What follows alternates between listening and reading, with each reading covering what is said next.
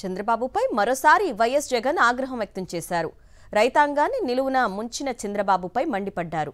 బాబు surety మోసం guarantee అని మరోసారి రుజువైందంటూ ట్వీట్ చేశారు వైఎస్ జగన్.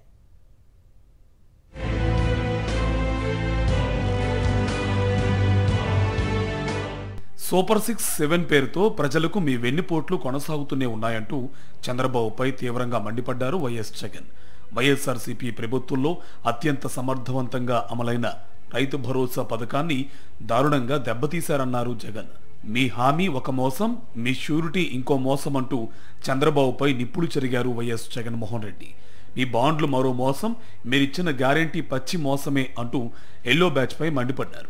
దర్శి సభలో మీ నోటితో మీరు చెప్పినట్టుగా మీరు ఉన్నంత వరకు రైతులకు భరోసా లేదన్నది వాస్తవమే అన్నారు వైఎస్ జగన్మోహన్ రెడ్డి.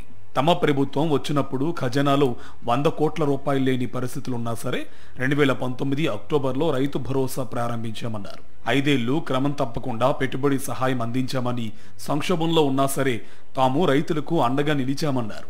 ఏ ఏడాది ఎప్పుడిస్తామో క్యాలెండర్ ద్వారా ప్రకటించే వాళ్ళమని గుర్తు చేశారు.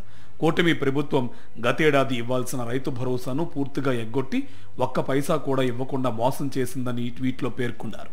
తాము ఏటా 12,500 చొప్పున ఇస్తామని వాగ్దానం చేస్తే దానికంటే మిన్నగా మరో 1000 పెంచి ప్రతి ఏటా 3,500 ఇచ్చి తమ చిత్తశుద్ధిని నిరూపించుకున్నామన్నారు.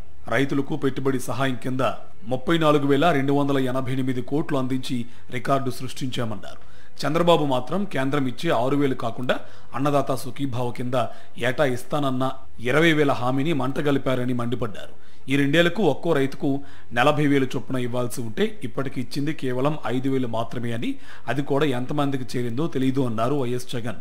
ఖరీఫ్ సీజన్ మొదలై 2 నెలలైనా పెట్టుబడి సాయం చేయకుండా మళ్లీ రైతులను వడ్డీ వ్యాపారుల వైపు, అప్పుల వైపు మళ్లించారని తెలిపారు. తమ హయాంలో 53,58,000 మందికి పెట్టుబడి సహాయం అందిస్తే కూటమి సర్కార్ ఉద్దేశపూర్వకంగా 1,00,000 నిబంధనలు పెట్టి సుమారు 7 లక్షల మంది రైతులను ఎగ్గొట్టి అన్యాయం చేశారని మండిపడ్డారు. ఇంతకన్నా దుర్మార్గం ఉంటుందా? వాగ్దానాల అమల్లో మీకు చిత్తశుద్ధి లేదని ప్రజలకు చాలా స్పష్టంగా కనిపిస్తోంది. అందుకే వారిని మభ్యపెట్టడానికి దర్శిలో ఈ మోసపూరిత కార్యక్రమాన్ని సినిమా సెట్టింగ్ల తరహాలో చేయడాన్ని ప్రజలు గమనిస్తూనే ఉన్నారన్నారు.